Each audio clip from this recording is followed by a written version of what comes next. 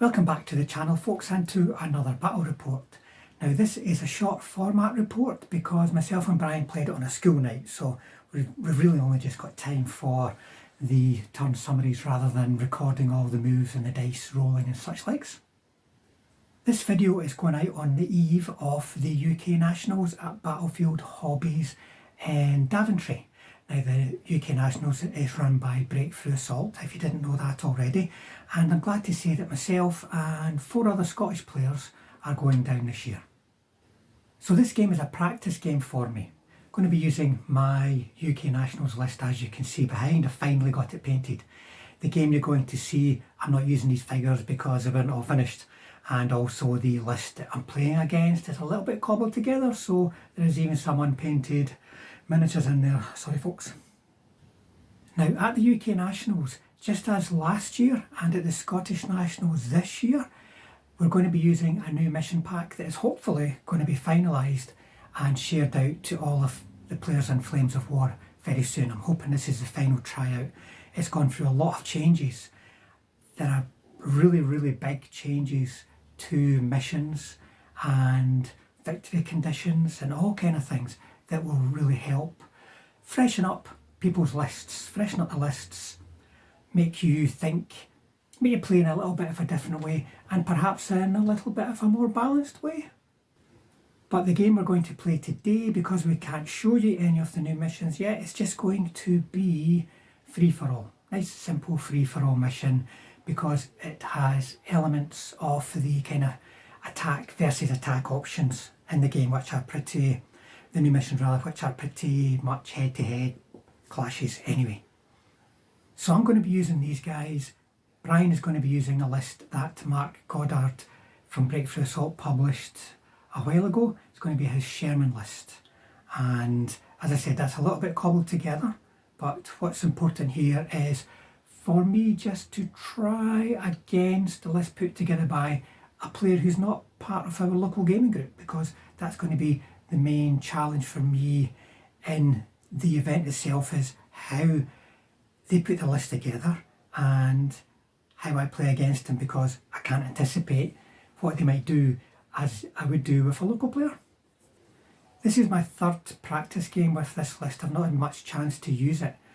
The first game they had a walkover of the opposition. The second game the opposition walked all over them. And in this game, well, obviously I'm not going to tell you how it went, but what I would say is it was a very good learning game for me. In particular this one. The first 2 games were really dominated by dice rolling.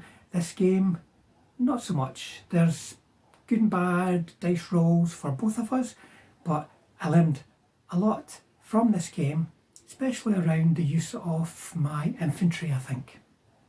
So let's have a look at the mission, just familiarise yourself with that in case you're not seeing free-for-all for a while, and then get on to the lists.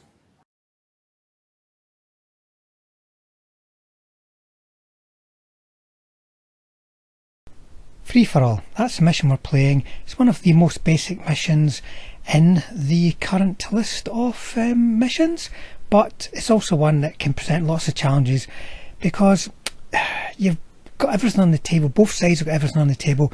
You have to attack and defend at the same time.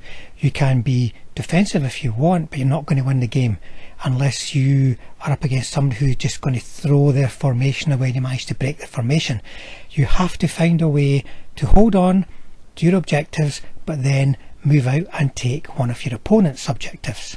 We're choosing to use this in the practice game because it has certain similarities to the new attack versus attack stance missions.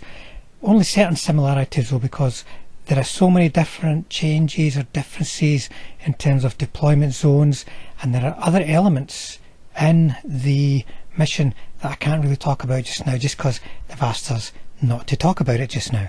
The only special rule in this mission is meeting engagement for the player getting the first turn.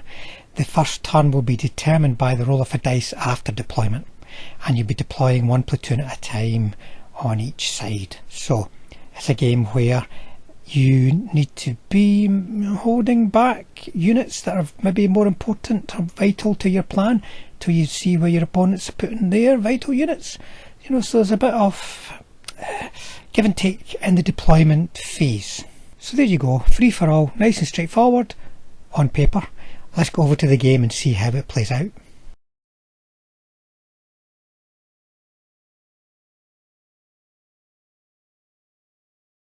Here is the army I'm going to be bringing to the UK Nationals.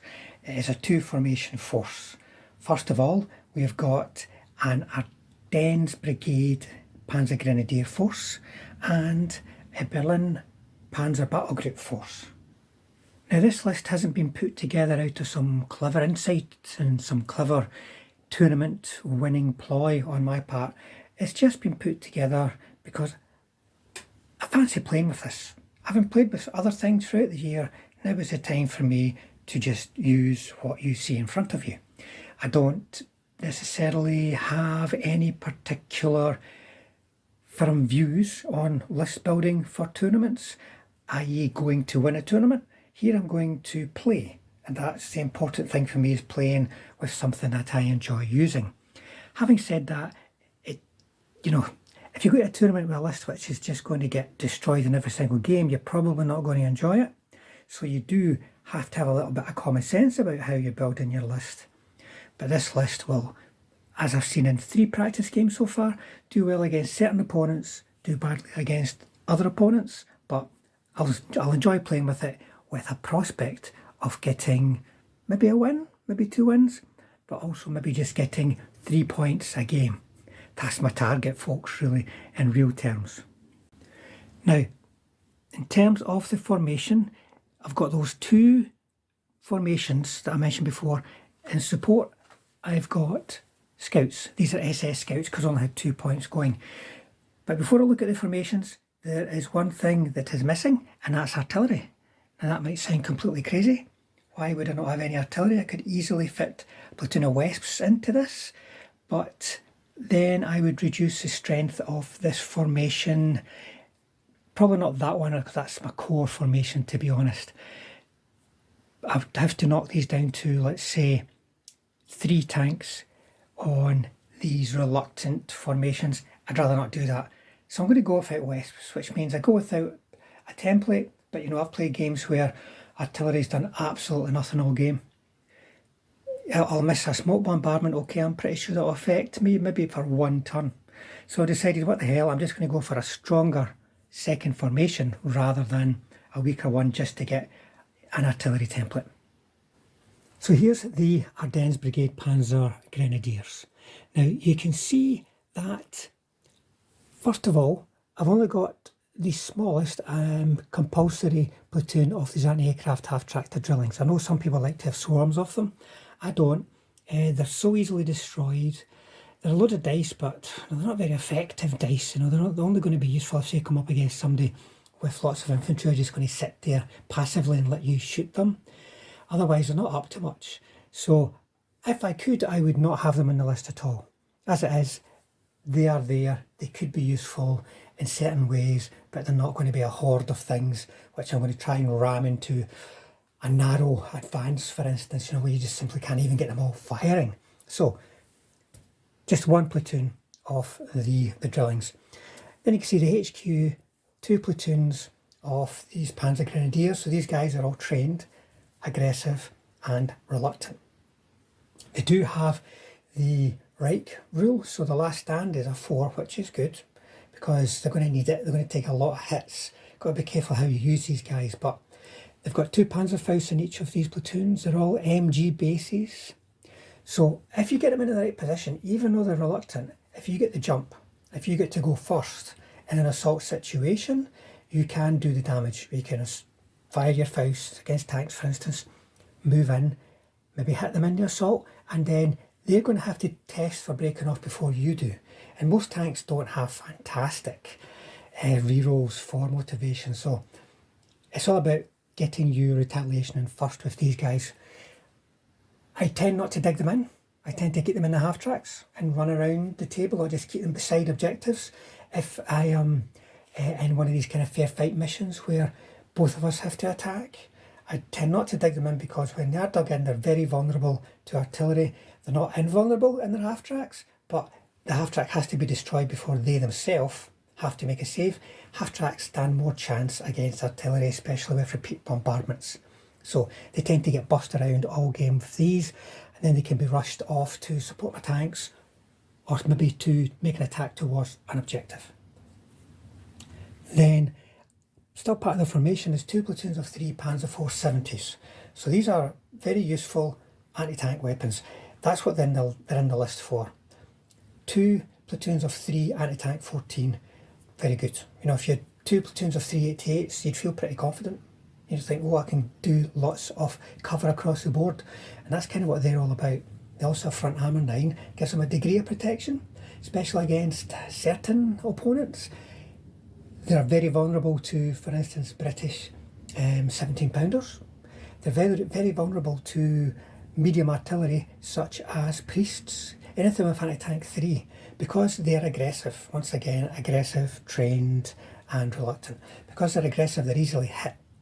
And it's very easy to roll a 1 or a 2 when you're making your save against anti-tank 3. And even if it's just like a bale and a bale, they're on a motivation.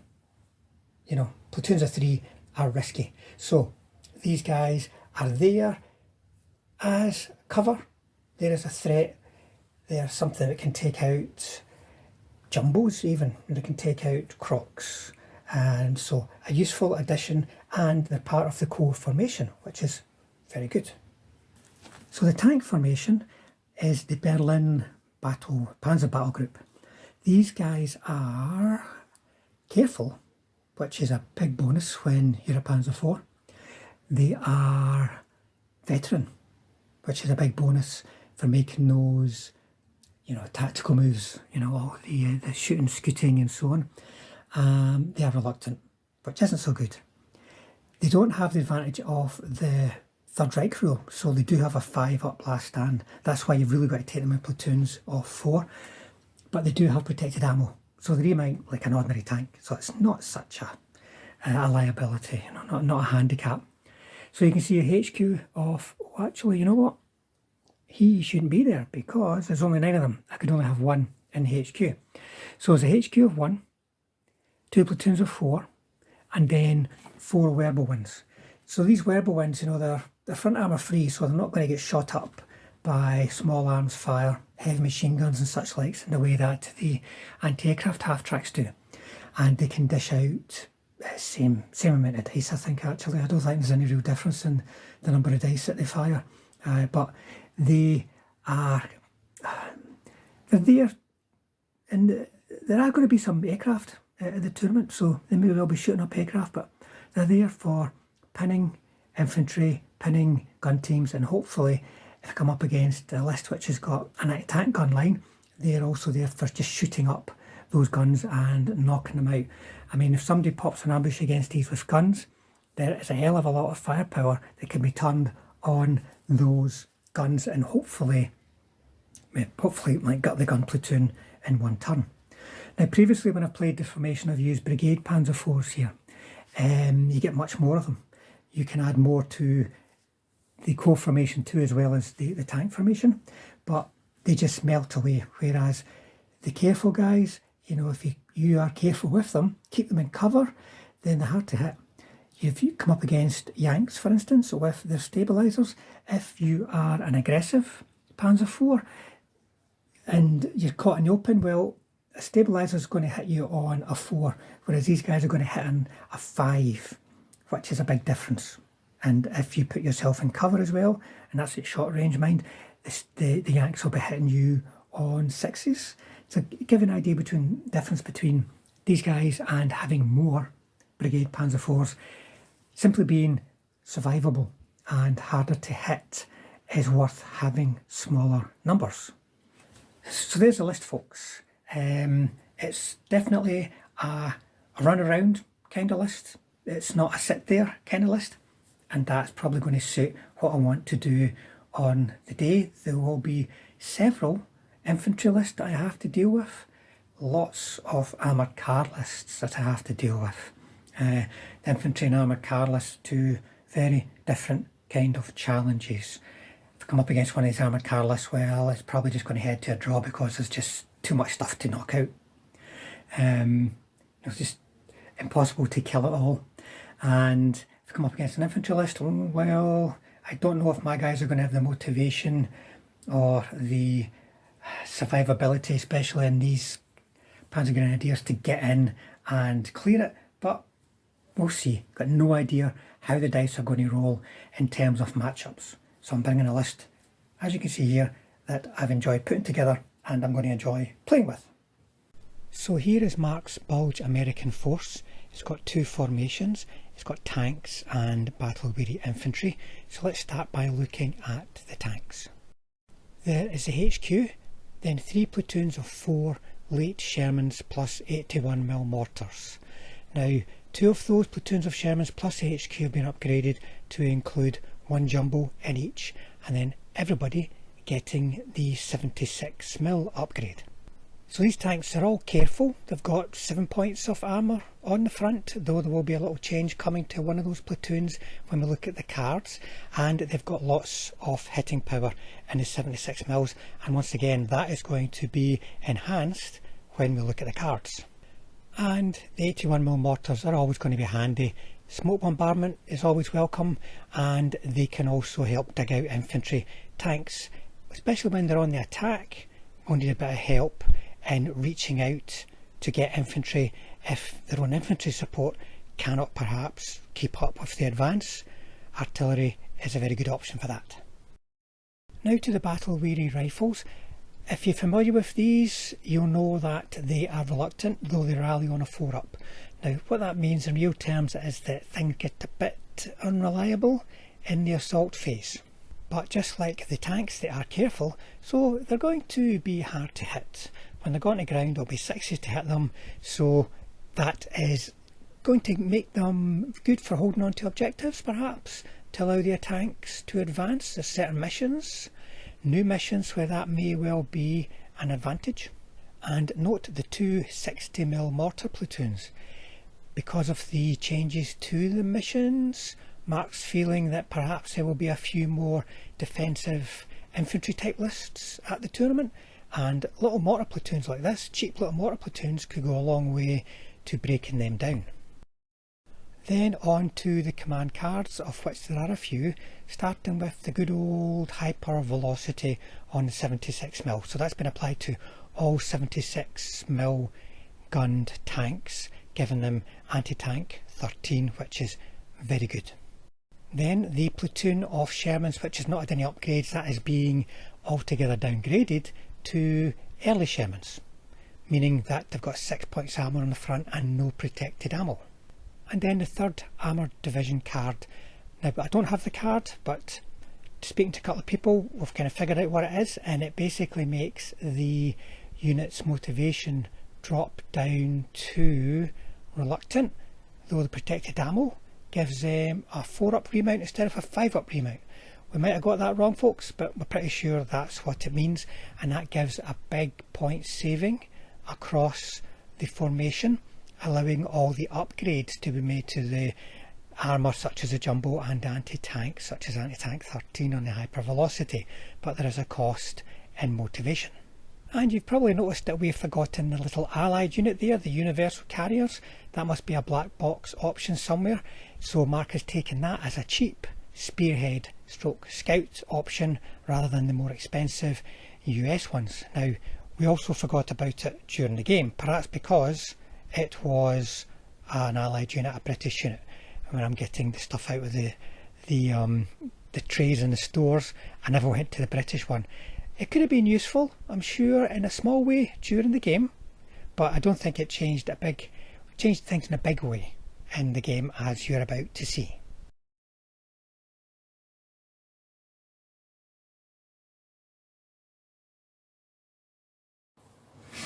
Turn 1. Right folks, we've deployed. We did the roll off to see who was the attacker in the mission, and I'm the attacker and I chose this side. The reason being, it's got the hills in each corner, which gives me sort of dominating fire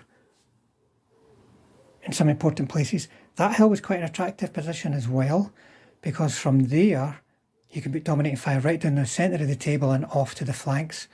But I like the idea of the 2 hills because I've got 2 platoons of Panzer 470s. You know, there's a bit of obvious link there.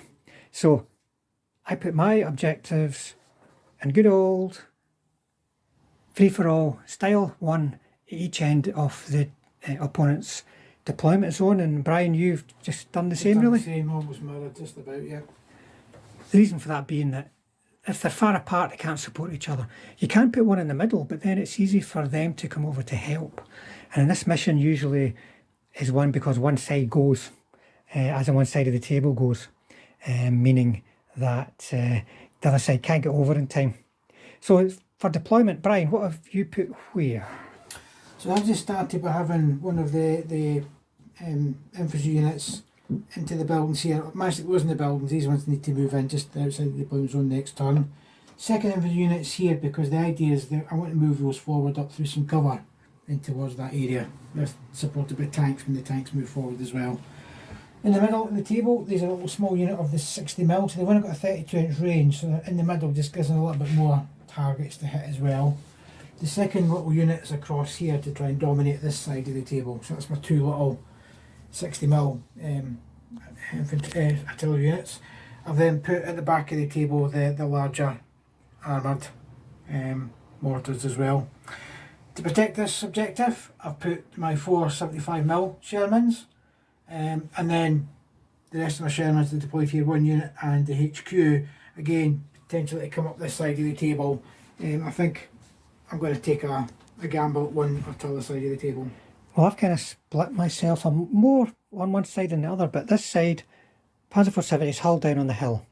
Remember, we have to roll off to see who's going first, so there was a potential for them being got on the ground at long range, still needing 60s to hit them. It can be done, but I thought I'm going to leave them up there in a position to start shooting.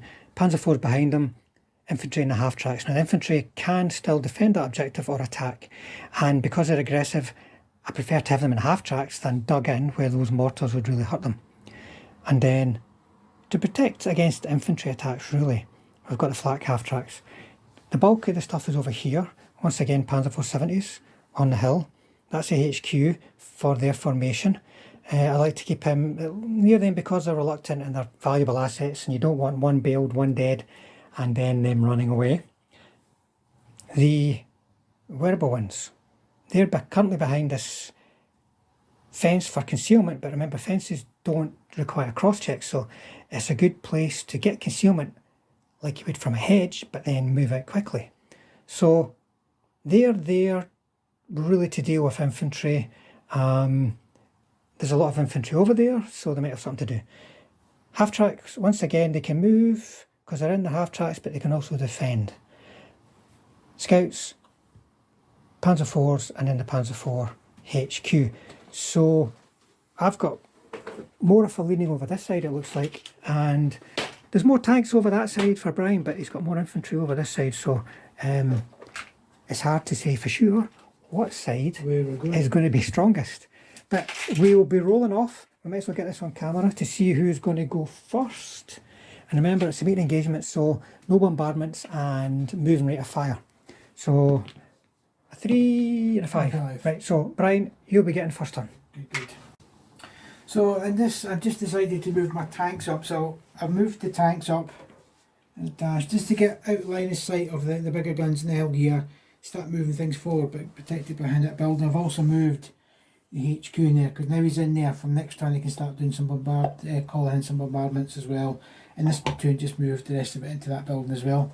These guys have stayed with that at the moment, just in case they need to move or do something at the moment. I can't do any bombardments. The other movement was across here with my tanks, and I've decided to move the 75s up and everything else, trying to keep the hill at the other side of that wood, so that the wood's protecting me from any shots. You're going to have to move if you want to take some shots, but I'm going to have to start moving forward as quick as I can here, I think, and get into some cover. That's the plan. So German turn 1. Most of the movement was over here.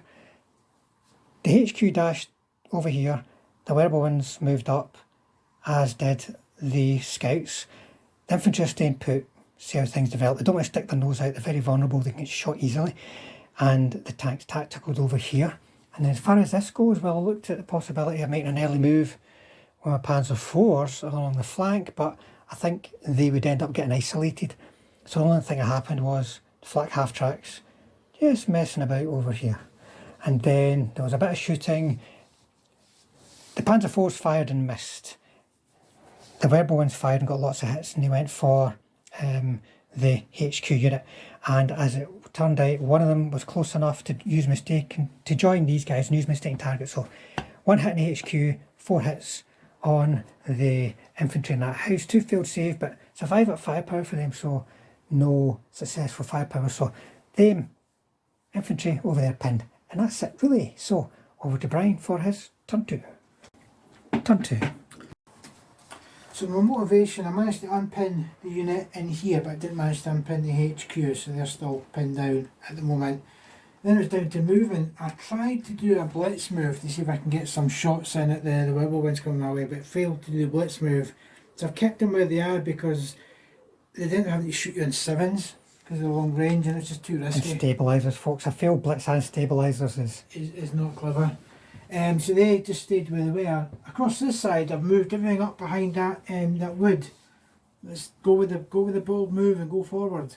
So I've actually just moved up all the tanks, managed to get across the hedge with these ones to give us some cover. It's going to be a knife fight there soon, folks. And then it was just down to some artillery. So these have got quite a short range. So I managed to get ranged in with the larger armoured mortars across here, number A. But didn't do any damage, and the smaller one just managed to get to B to catch one of the whirlwinds, but as you said, everything's still surviving. I'm sure they're going to move next turn. And battery C came down on top of the building to try and catch the unit behind, and again didn't do any damage across there. So yeah, because the best that Brian can get here is bales. He nearly got one against the MG half track, but I need to roll a 1. Then he's got to roll a 4. So moving forward. Jamie turn 2, so no motivations in terms of movement. Everybody's dead put here, apart from the scouts actually. They're moving into that field. The half tracks are asking for it, moving up this road. And the infantry have moved around one row of trees. They're keeping back from, more than 2 inches back from the edge of the tree line, to keep them protected. And over here I've really just got to wait and wait for the knife fight that is about to come over here, to be honest. There wasn't much opportunity of getting around the flanks in any numbers, any meaningful numbers, and doing any kind of damage. So it's just going to see how the dice roll over there. And then over here I'm making a move perhaps in the middle. But those guys are still very much in the game. So in terms of shooting, they fired, everything else stayed gone to ground, and they managed to get 7 hits across here on the HQ and the unit, and 1 from that building got clobbered. So there's not a hell of a lot of action so far, folks, but it's reaching a tipping point over here, and then over here, well, I'm not so sure. Turn 3. Okay, so my starting step, I had 2 unpins to do, so the HQ's managed to get unpinned, but the unit itself is still pinned down, so that's what happened across here.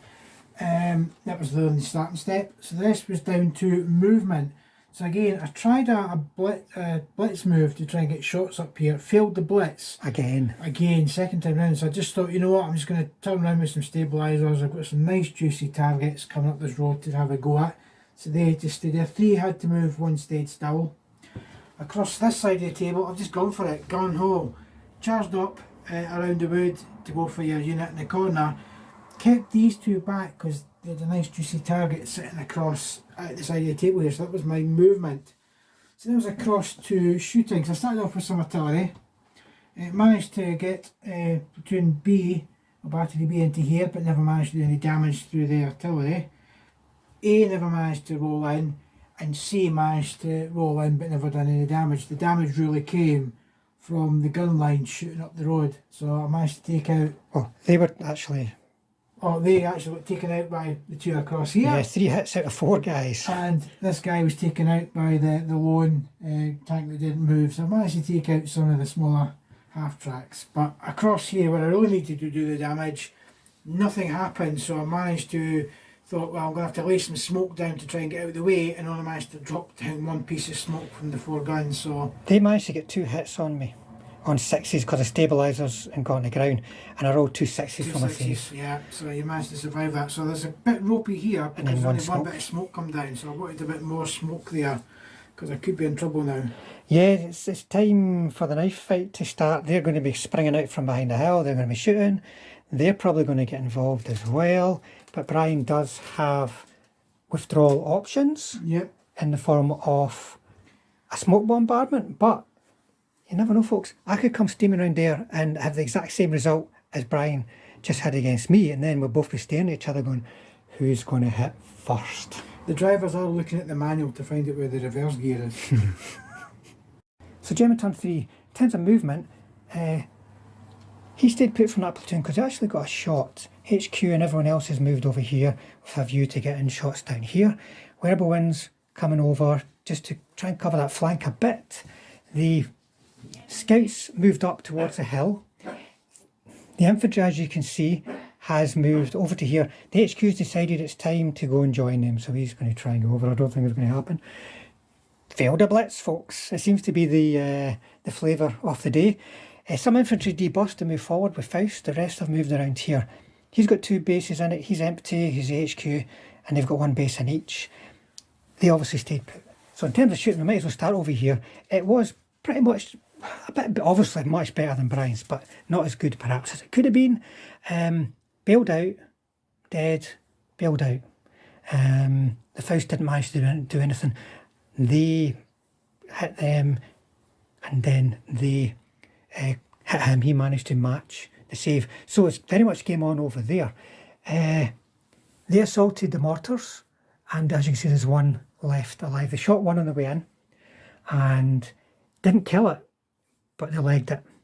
And then over here, I got no hits at all on them. Didn't even have to make a save. They fired up at the HQ, got 1 hit only. So as far as things go just now, they're now facing up to each other. I need to do something with them. The Panzer IV 70s actually forgot about them. They can't see anything. But there's a bit of an infiltration going on over here, and a big knife fight going on over here. Turn 4. So my motivations, the lone guy decided to stick around, so he stayed, but he's decided to leg it into the middle of the wood to try and keep himself at cover. And across here, I never managed to get my 2 bailed out tanks back in again. So that was my starting step. So then it was down to movement. Across here, they stayed put because they had enough targets to try and shoot at across here. So they've stayed where they are. The HQ stayed with that as well because again they had juicy targets coming in. It was all about moving across in the bottom side here. So I managed to get 3 of my 75s round the back of the platoon on the hill, so I can then start opening up fire from front and back when it came to my shooting. I also managed to, I decided to take these guys and hide them in the building because they now could hopefully hold that objective rather than just get out in the open and be killed. So then it was down to shooting. Across at this side of the table, I tried to open up in the Panzer IVs and managed to kill 1, so not very great shooting from the platoon in the middle of the little town here. And then I tried to have a pot shot with the bazooka and didn't manage to get you. They also got a bail and a half track. Oh yeah, 1 shot came up here and built a half track. So then I tried to then take shots with the HQ to try and take out the half tracks along with some artillery as well. I managed to take out your half tracks, 1's bailed, and I killed 3 stands inside those? 2. 2, and there's 4 come out of that as well, but still surviving at the moment. So that was the middle of the table, and it was really the juicy stuff in the bottom right hand corner, or the bottom left hand corner as I'm looking at it. And as you can see, a little bit of carnage here, so I managed to kill 1, 2, 3, 4 tanks, bailed out 1, and this was a mixture of the tanks from the rear, everything having to go at the 3 Panzer IVs. They got 4 hits, yeah, and they got a kill, a bail and a kill on the Panzer IV 70s. They, with 4 shots, needing 5s, managed to get 2 kills. 2 kills. On Panzer IVs. So nice shooting across in that corner there then to try and do some damage to your tanks. So German turn 4 motivation, the infantry didn't unpin. That might have, boy, this half track got back in. So they've pulled back out of the way. In terms of other movement, the half tracks are away off doing their thing. There's a couple of bits of movement with Panzer IVs here to try and get in short range. They moved up. I forgot about them last turn, but they're not getting any shots because they're going to stay hidden. Oh, I should have done a shooting scout with them too. I'll just, hold on a minute, Brian. Keep forgetting about these little things. 6. So they're just going to weak over. And then my infantry did a bit of movement. Infantry in this half track, or these half tracks will now be sent to the rear. I forgot to move the HQ one over to there. But infantry got out to here, some to there, the rest to there. Oh, motivation, sorry, he ran off. Well, he's dead because he was bailed, failed his last stand. So the main movement was around here. The infantry tried to get up for the kill. So what happened was, in terms of shooting, they pointed back the way and got 3. It's got 4 hits, but only ended up with 1 dead and 1 bailed, folks. That's not a very good outcome. And then a couple of foul shots managed to miss, so it left it up to the infantry. So the platoon was split everywhere. 2 ran in that way, and 2 ran in that way. The 2 that ran in there was 5 dice of defensive fire and 4 hits. Otherwise, that would have stopped the whole assault, because there's no rule to say that because they're not in command that they wouldn't get pinned. So I was lucky they got in, but the 2 of them died. Over here, they got in, and with a Faust got 2 hits and killed the jumbo. They broke off. He got captured. They consolidated like this, and then they did a shoot and scoot to here. So there's 1 active, 1 bailed. I've got to hope they run away because those guys are going to come get me. And then they managed to bail a half track. That was it over there. These guys, because they're pinned, the HQ's with them now. Because they're pinned, they're not going anywhere. They need their half tracks to get over quick, but they might just end up having to be defensive and come over here, see if they can get here. So a lot went on there, but that was really just me staying alive, folks, rather than turning the tide on that side. Turn 5. So for my starting step, I had three things to roll for. So I tried to get the bailed out mortar back in, but he's still bailed out. The little lone 60mm is still sticking around, but unfortunately the lone 75mm tank didn't, so that's that unit away now as well. The bailed one didn't get back in, and they failed his last stand. So that was the motivation. Then it was down to movement. Again, drop these tanks round to get out of cover, just to get some more cover for your big guns now starting to come in, but did keep the jumbo poking out to try and take a shot at your Panzer IVs and failed to do any damage. So you needed a lot this time because of long range, concealment, not very good at turn. So stabilisers. I really then wanted to, because I'd moved up slightly to get within 6 range of your infantry to shoot at them, and I've managed to do loads of shots. I think I've got about 12 hits, but managed to kill nothing. So you did actually. Got 1. So I could get a world of pain for those guys coming at my next turn, but I just wanted to try and take out his infantry, then go for his last remaining 2 tanks. So it's not a very great turn for the Americans, this one. Right, and you also your in mortars. the middle, yeah, I got the mortars. So these had the choice, and decided, you know what, they're going to keep firing. They're going to probably die very soon as they keep firing. Managed to range then, got them pinned, but nothing killed. And the little lone mortar had a wee shot himself, but they managed to range in. So yeah, just try to whittle down what you've got still on the table at the moment. So Gemma turn 5. In terms of motivation,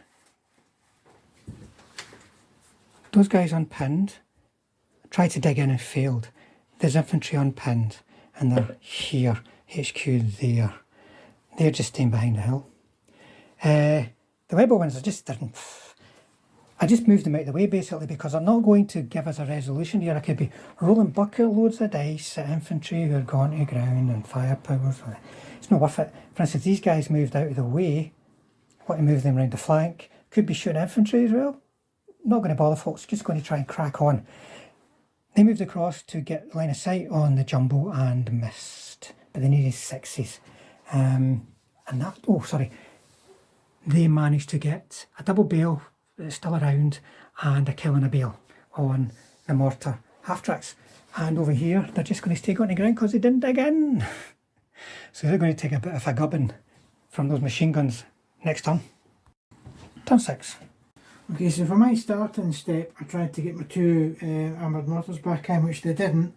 So that means they had to do a last stand, which they've passed. So they're still hanging around in the mortars here. Then on to movement. Basically, I've just brought my tanks back behind the buildings here because at the moment I'm just holding this objective because I'm really wanting to focus my attention across on this side of the table, so as they come and get me here. In the middle here, I just moved the tanks around a little bit because my plan is to charge up to the Panzer IVs, and it's still allowed me to stay within 6 to take shots at the infantry. So that was my movement. Then it was down to shooting. So just staying where we are across here. I managed to take out 2 of the infantry and hoping that the remaining infantry run away in Frank's next start, but I'm getting rid of the infantry. Then I want to go in for the kill on the tanks. I tried a mortar shot with the Lowland mortar and it did range in, but never managed to do anything. I don't know if I went enough for a pin, I can't remember. No, I never got that hit because you were re-rolling. Well, yeah, I was re-rolling. Got it in third attempt, re-rolling successfuls was a bit tricky. So I had there, and across here, no shooting here. So basically I was just trying to get rid of the infantry across there, which I've managed to do at the moment. So this is turn 6 for the Germans. The reluctant guys ran away, which is what I expected. So in terms of movement, these guys are compiling out. The HQ's moved behind there. Panzer IVs dashed behind here. They've dashed over. They're keeping the front to that way and hoping the town will protect their flanks. And these are dashing over.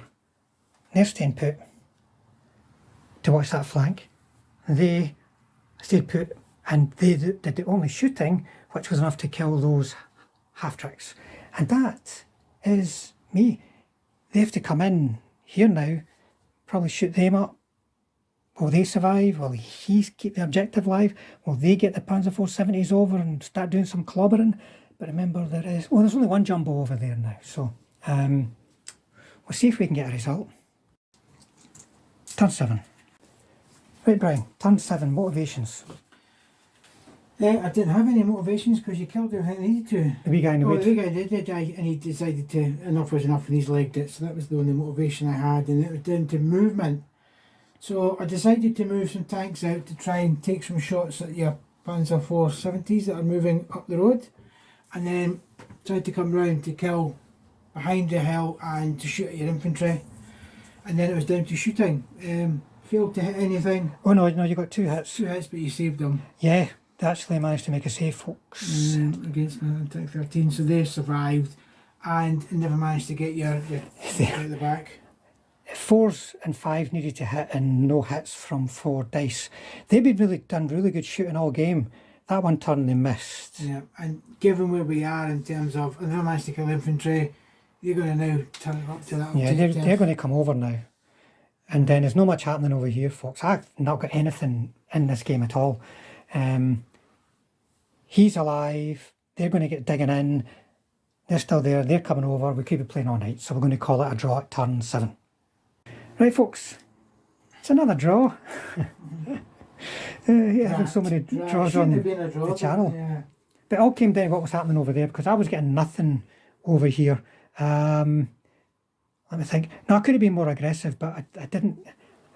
If I was going to be aggressive, it would be the Panzer IVs themselves being aggressive against anti-tank 13 at short range. Wasted time with front armour 6 because I couldn't get them, couldn't advance with the Panzer 470s on the hill supporting them. So it really came down, well, because of line of sight, came down to what happened over there. And Brian did one really good turn that looked as though it turned it, but yeah, couldn't follow up with any more kills. The infantry coming out with the Fausts, managing to get the assault in against the reluctant guys, and then these guys breaking. If they hadn't have broke, that would have been different then, I think. Yeah, he would have got potentially, could have, let's say, a remount and surviving tank. 4 shots, needing.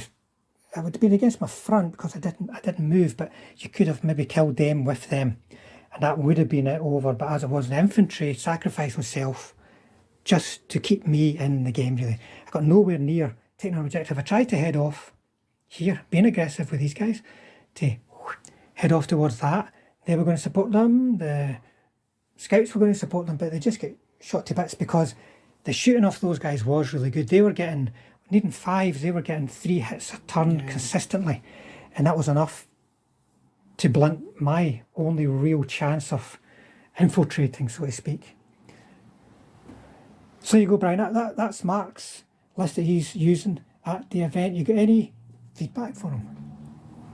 Because the reluctant is just to stay in the game. I don't know. 2 infantry units is quite hard. I don't know about the little tiny little units of the 6. Yeah, they're 32-inch range. It's quite hard to do anything with those. Those are really there, I think, for infantry list that he's going to come up against. Yeah, they'll certainly do something. Anyone charging in, that's going to be great. No, it was an exciting list because I think there's enough good tanks in there, and I like the idea of having been up, anti-tank 13. That's really good. And there's a jumbo in each unit to try and take the hits when they do come in. I think they're quite survivable in that rate. But just reluctant is just going to be a little bit. You've got to get your, how you put it, you have to get your retaliation in first when you're reluctant. Yeah. Like with my infantry being reluctant against your guys, I got my assault in, which then puts the pressure on you to make your motivation to counterattack before me, and that's quite often all that it needs. There's a good amount of Shermans on the table there. I mean, what's that? That's 14 Shermans. It's a lot of Shermans, and a lot of anti-tank 13. The one thing is, like, you kept your command back to do shooting, which was good, but I think you could have moved them forward, right? And that would have still allowed you to shoot over here, but then give them motivation. Could have still been doing shooting here. You're still protecting your flank. I'm just really worried about you taking this. In hindsight, I would have probably put a unit of infantry in each objective and gone with it. But you were kind of hoping to do an attack. To attack with those infantry, but the amount of machine guns wasn't going to work. So I really should have just stuck the infantry down and then moved my tanks up and let the tanks do all the heavy work. Because those guys were kind of surplus. They were holding an objective. They were threatening my tanks if I came to the buildings. Those guys were just kind of... They fired one bazooka shot all game. But the only comment I would make to Mark is that, one bazooka in a unit, one Mark. You should have at least 5. It's all right. They're reluctant. They'll run away before they get to actually assault anybody with a bazooka. You can't leave home unless you've got 5 bazookas in each platoon. That's no nice at all. Anyway, folks, there you go. So by the time this is getting viewed by you, Mark's list will no doubt have been used for real. My list will have been used for real. So you just have to stay tuned for the event report when it comes out in the near future. I'm sure Mark will do a lot better with his list than I will. He'll probably do a lot better with his list than I'll do with mine as well. But there you go, folks. We'll see you on the next one. Thanks for the game, Brian.